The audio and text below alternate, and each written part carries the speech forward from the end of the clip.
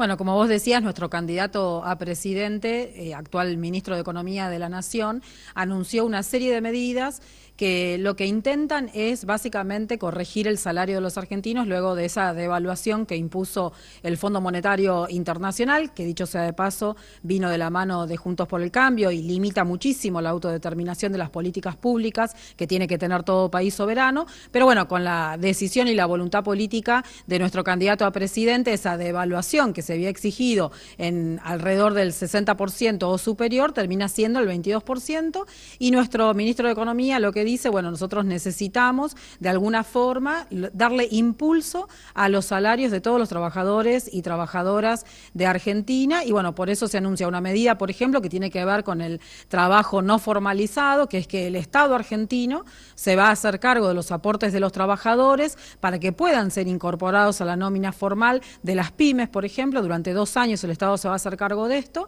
Esto le da certeza a esos trabajadores de poder tener su trabajo y además pasar a tener beneficios como puede ser el aguinaldo y las vacaciones pagas, que eso termina redundando en el mejoramiento de toda la economía en general. Y por otra parte, la disminución del pago del impuesto a la ganancia o menores trabajadores que estén alcanzados por el impuesto a las ganancias, en, por supuesto, una secuencia, una dinámica que ya nuestro candidato a presidente venía debatiendo y venía tomando medidas desde el Congreso de la Nación hasta su paso, por supuesto, en el Ministerio de Economía, con este anuncio que seguramente hoy lo terminarán de trabajar y de redondear para poder comunicarlo a la brevedad.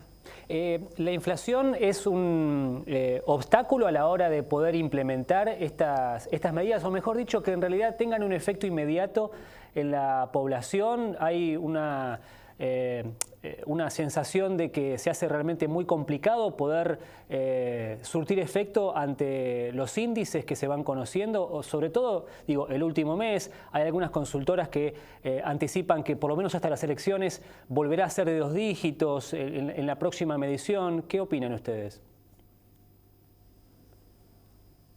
A ver, en primer lugar, nosotros somos muy conscientes de la situación en materia de inflación y la situación económica que tienen todos los trabajadores, las familias argentinas básicamente, ¿no? Por eso también estas medidas que anunció, yo mencionaba 2, pero se anunciaron otro tipo de medidas también que tienen que ver con créditos subsidiados, por ejemplo. Pero somos muy conscientes de la complejidad que tiene nuestra economía hoy con estos índices de inflación, y lo que genera el índice de inflación no solamente es la pérdida del poder salarial, sino que también no nos permite planificar ni en la vida personal, la vida familiar, ni en una empresa, ni en el sector público. Y nosotros, la verdad que los argentinos necesitamos poder planificar nuestra economía, y por eso todas las medidas que viene tomando nuestro candidato a presidente tienen que ver con tratar de contener eso. A veces se hace muy difícil el tema de la falta de dólares en las reservas de nuestro Banco Central, nuestra autoridad monetaria.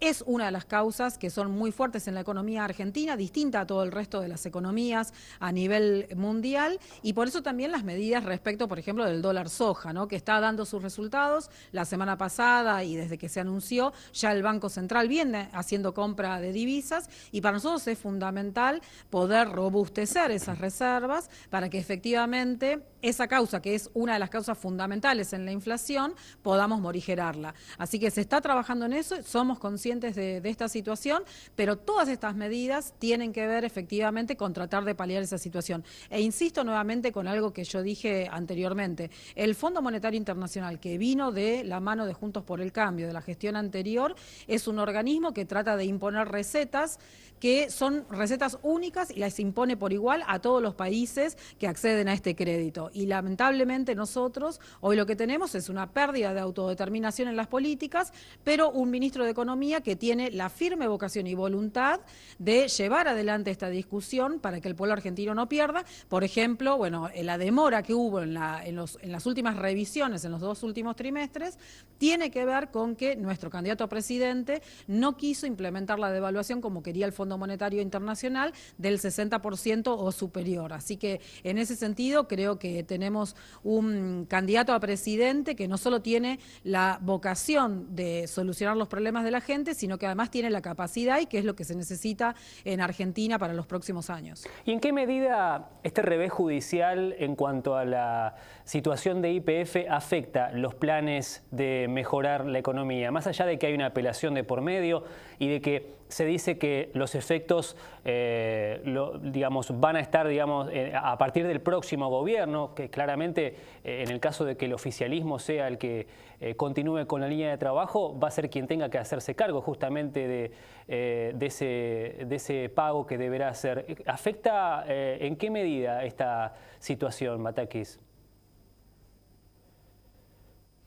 Bueno, en primer lugar, nuestro candidato a presidente, ministro de Economía, ha dado cuenta de que efectivamente se hace cargo de las situaciones, muy complejas. La economía actualmente, la verdad que es una situación compleja debido fundamentalmente a la sequía, pero recordemos que si no hubiese sido la expropiación de YPF, hoy no tendríamos, por ejemplo, todo el complejo de Vaca Muerta, ¿no? Toda esa cuenca de gas no convencional y petróleo no convencional no hubiese sido explorada. Ese fue uno de los motivos por los cuales efectivamente se llega a la expropiación en su momento, ¿no? Porque la compañía había dejado de hacer exploración. La verdad que los estados son los que realizan la exploración, porque por supuesto en esa exploración hay riesgos de que efectivamente no haya un negocio rentable a futuro, entonces la empresa había dejado de hacerlo. Y nosotros, como Estado argentino, de todos los argentinos, necesitamos producir más gas y más petróleo para la producción argentina. Recordemos que toda la producción es energía transformada básicamente.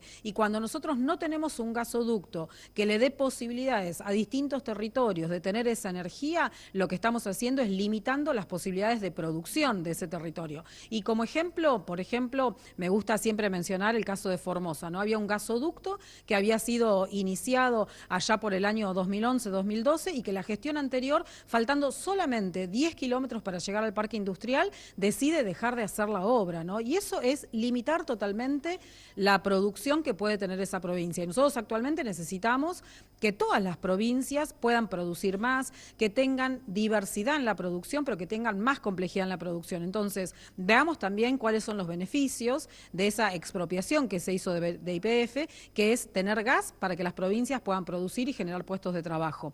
Y la soberanía energética también nos va a dar un balance positivo en materia de divisas. Por supuesto que era esperable que quienes fueron expropiados iniciaran un juicio y también quizás era esperable que en ese lugar en donde se realiza ese juicio tengan mayores beneficios quienes no son argentinos. Pero bueno, como vos decías, está la instancia de apelación y vamos a apelar y en todo caso, cuando Sergio Massa sea presidente, tendrá que llevar adelante el resto de los argumentos y de los motivos legales que nos posicionen en una mejor manera. Una última consulta y le agradecemos este contacto con BBC Noticias.